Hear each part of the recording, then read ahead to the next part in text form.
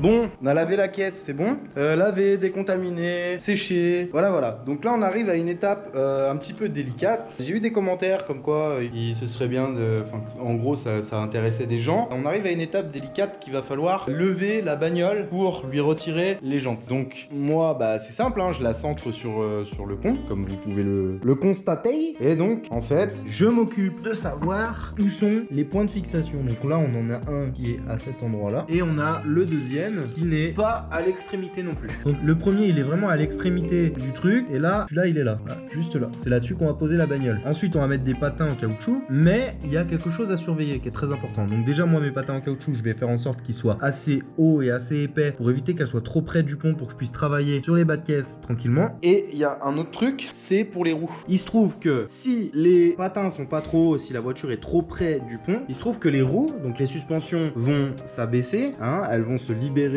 du poids de la voiture et la roue va baisser. Et quand elle va baisser, elle va venir toucher les rampes d'accès au pont qui sont aussi des extensions. Et là, grosso modo, on est sur une config où les extensions, bah, alors celle de l'arrière, je suis pas obligé de la laisser. D'ailleurs, aucune en fait. Il n'y a aucune extension. Je vais regarder ça. Vous savez quoi? Je vais regarder ça en direct avec vous. Alors, en gros, là. C'est chelou. Je pense qu'on va devoir laisser une extension. Au minimum une extension. Parce que si je recule la caisse, il y a combien? 10 cm. Vous voyez, là il me reste 10 cm de battement. J'ai ça. Bon, ça fait peut-être un peu plus de 10 cm. C'est possible. Voilà, j'ai à peu près ça. Donc je peux venir mettre le patin à cet endroit-là. La question c'est, est-ce que quand je vais reculer, celui de devant, il sera sur la partie bleue du pont? Je pense que non. Vous voyez? Là clairement, donc le point d'ancrage est là. Il n'y a pas 10 cm. Hein. De là à de là, il y a plus. Hein. Il y a bien 20 cm. Donc du coup, c'est pas possible. Donc ce qu'on va faire, on va laisser les deux rampes. Et donc du coup, on va surélever les patins. Et du coup, on va éviter aux pneus de toucher les rampes. Comme ça, elle sera levée. Une fois qu'elle est levée, je vais enlever les roues, tout simplement. On va mettre un coup de péteuse et on va enlever les jantes qu'on va traiter à part, qu'on va polir. Elles sont pas non plus super attaquées. On va les polir et on va les traiter en céramique. Donc, du coup, je rappelle le programme pour ce véhicule, ce jeune véhicule, comme dirait un certain Jean sur YouTube, que certains aiment et certains n'aiment pas. Je sais même pas pourquoi je dis tout ça. Mon frère, à chaque fois, il squeeze toutes tes conneries. Du coup, PPF sur le bloc avant, donc aile, capot, pare-choc, phare, rétroviseur. Traitement céramique des jantes, donc avec polissage et dégraissage et démontage. Et ensuite, polissage complet de la carrosserie et traitement céramique de la carrosserie. On va partir sur, comme d'habitude, carbone collective 9H plus la Nero. Bon allez, on se remet au travail, c'est parti. Faut pas chômer, faut pas glander là sur cette voiture. Il n'y a pas le choix. Allez, c'est parti. Voilà les amis, on a mis la caisse sur le pont. Donc du coup, comment on a fait? L'empattement ne permettait pas de garder les deux machines ouvertes en ayant les roues qui ne touchent pas. Donc, vu qu'on a besoin d'enlever les roues, fallait pas que le pneu touche ça. Donc, on a mis les patins sur la rampe devant. Et derrière, la rampe, on l'a laissé s'enlever. Tout simplement pour pouvoir virer les roues en toute sécurité. Tout simplement. Ensuite, donc le pont, c'est un 3 tonnes. On va aller de l'autre côté.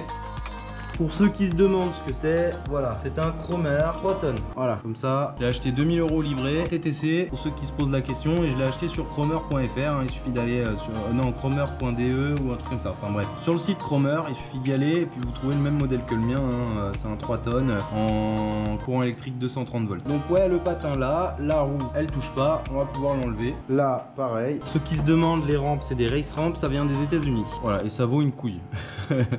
Donc là, je sais pas si vous voyez, mais là ça penche un petit peu. Hein. On voit que les rampes sont quand même, enfin voilà, les extensions rampes sont quand même un peu, je vais pas dire fragiles parce que si c'était fragile, ça aurait déjà pété depuis un moment, mais elles sont sollicitées. Notamment, on le voit si on se met dessous. Voilà, vous voyez, si on se met dessous, les rampes elles bougent un petit peu sur l'avant et puis ouais sur le milieu. Donc ce qu'on va faire, d'accord, nous allons enlever les roues. Donc je vais tout simplement enlever les roues assez rapidement et ensuite je vais mettre des chandelles à l'endroit où ça fléchit un petit peu. Je vais mettre des chandelles tout simplement et je vais baisser le pont et le laisser reposer sur les chandelles pour soulager les rampes tout simplement. Et on va faire ça assez rapidement. Allez go, c'est parti.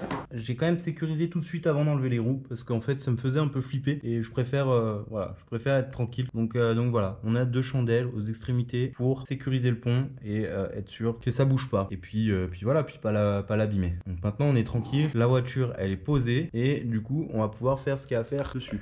Du coup on va enlever les roues. C'est parti.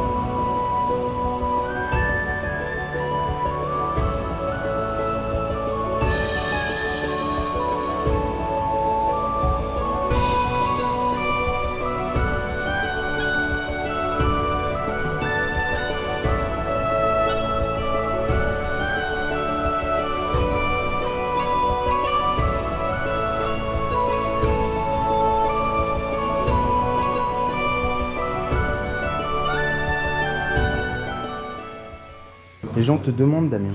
Les gens me jettent ça. C'est dans la boîte, je l'ai eu. J'ai vu que c'était allumé. C'est pour ça que t'as dit. C'est ça. Je l'ai su. C'est quoi tout ça? Qu'est-ce que tu fais?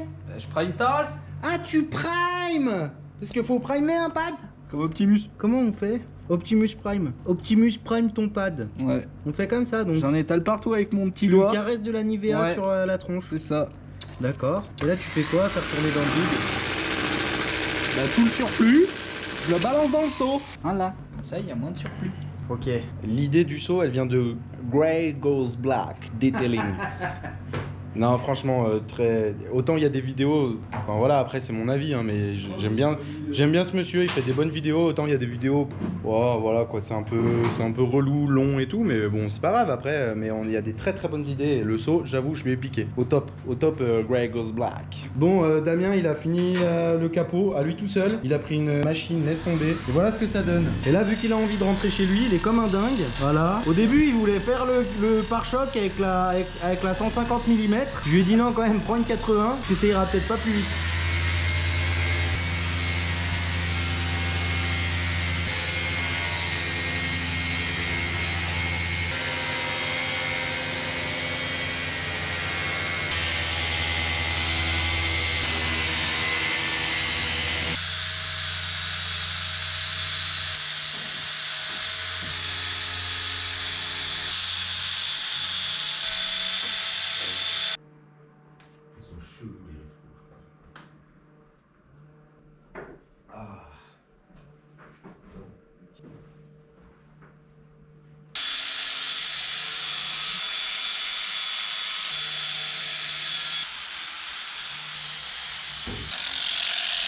Donc là, tes pattes jaunes 3000, c'est ça? Ouais.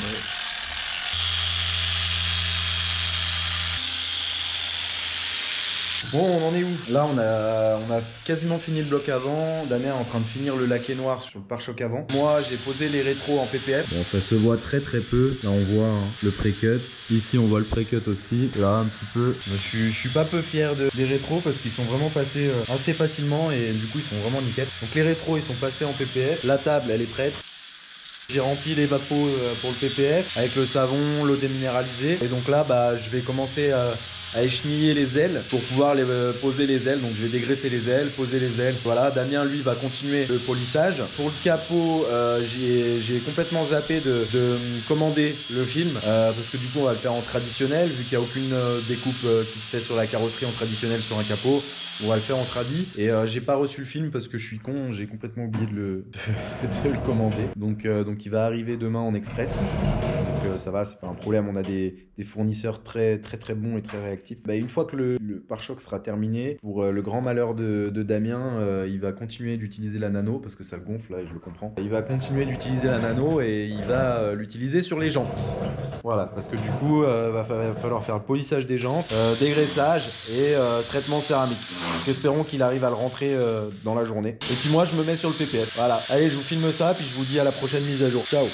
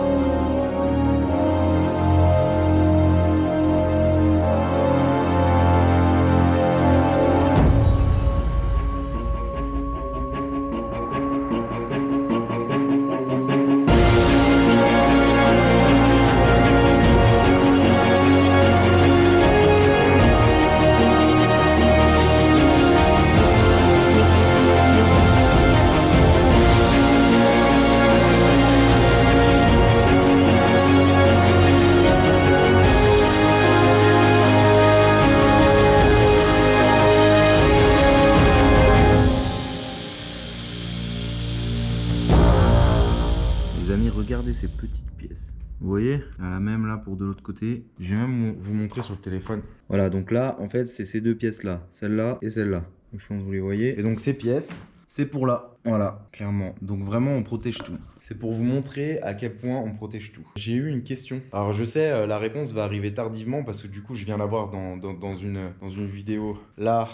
Que je viens de poster, notamment celle des motos, les deux motos. D'ailleurs, il y en a une prochaine de motos qui va arriver. Vous allez être contents. C'est un autre style, mais c'est beau, c'est très beau.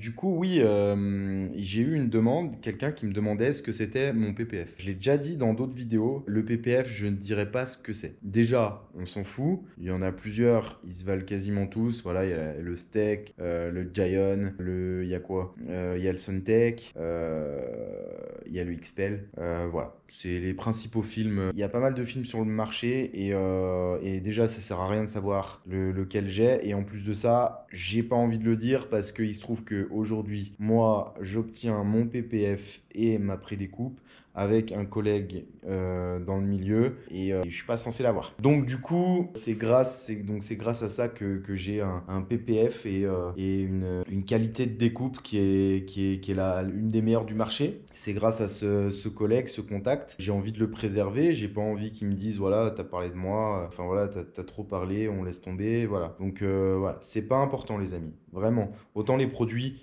il y en a des milliers sur le marché. Là, c'est pas important. De toute façon, vous en poserez jamais. Et celui qui regarde la vidéo et qui veut poser du PPF et qui compte céder de ma vidéo pour poser du PPF, je pense qu'il est dans la mauvaise direction. Je pense que c'est pas mes vidéos qu'il faut regarder si vous voulez poser du PPF. Alors peut-être que ça vous intéresse, mais désolé, je répondrai pas à cette question.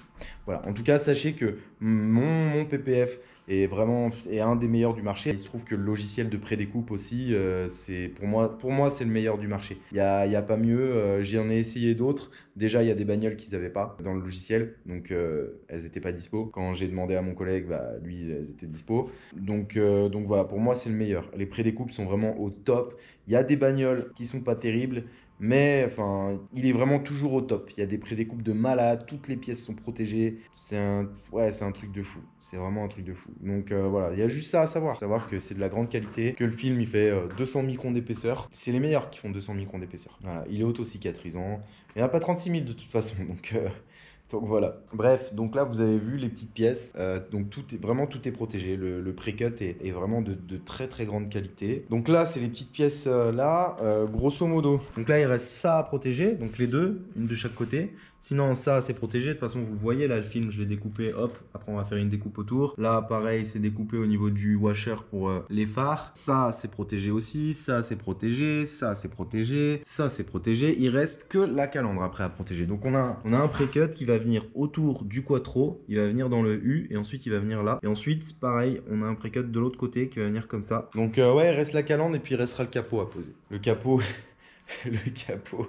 on le pose en dernier, il va arriver par FedEx là. Parce que je sais pas, je l'ai pas commandé. Je sais pas pourquoi. J'ai pas commandé le film parce que maintenant les capots, je les fais en traditionnel. Le pré-cut, ça sert à rien. Bref, allez, on continue. À toutes.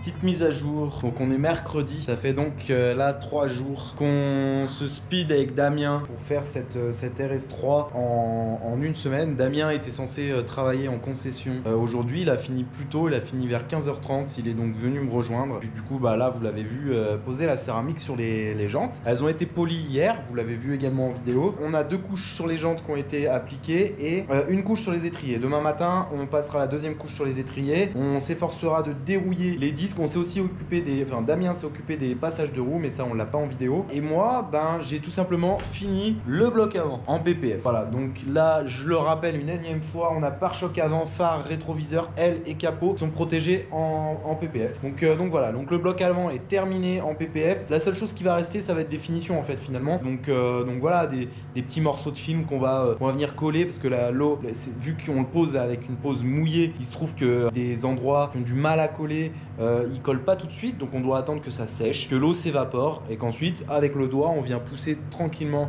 et délicatement le film pour le coller et là il colle tout simplement. Donc c'est plein de petits retours, de petits endroits où le film n'a pas encore collé, on attend que ça sèche. C'est souvent des petits endroits qui sont sur des retours, des endroits qui sont très fins. Donc on attend que ça sèche et on va faire ça. Ce qui est génial avec le film sur des voitures qui ont déjà un petit peu vécu, notamment ce RS3 qui a 30 000 bornes à peu près, c'est que vous avez les pare-chocs, souvent ils sont micro-piqués, mais vraiment microscopiques, ça se voit absolument pas. Mais quand on met un spot dessus, ça fait plein de petits points, on dirait que c'est sale, que c'est pas net, et ça finalement on n'y rattrape jamais, à part en faisant un ponçage, et encore c'est dangereux parce qu'on pourrait percer le vernis. Et du coup en mettant le PPF, bah, en fait on enlève cet aspect, et du coup on se retrouve, et notamment on le voyait beaucoup sur celle-là, sur les laquais noirs, on se retrouve avec une surface qui est complètement lisse, et c'est super joli. Et en même temps, bah, elle s'abîmera pas plus qu'elle ne l'est déjà abîmée, donc du coup bah, c'est un gain pour la revente, et du coup sa valeur. Donc bah, là on va arrêter pour cette fin de journée, et puis on reviendra demain. Puis donc Damien va poser deuxième couche sur les étriers, et du coup on va finir le polissage. Donc il nous reste les 3/4 de la voiture. Il y a un toit ouvrant panneau, donc du coup on a que la moitié du toit, donc il nous reste les 3/4 de la voiture. Après plus on va derrière et plus elle est abîmée finalement. Donc 3/4 de la voiture en polissage et traitement céramique de la carrosserie, et puis après comme d'hab les habituelles prestations offertes comme le nettoyage intérieur, tout ça, et brillant pneu bien entendu. On remontera les roues, on les serrera à la dynamométrique. Allez, on va se coucher, on se retrouve demain. À demain.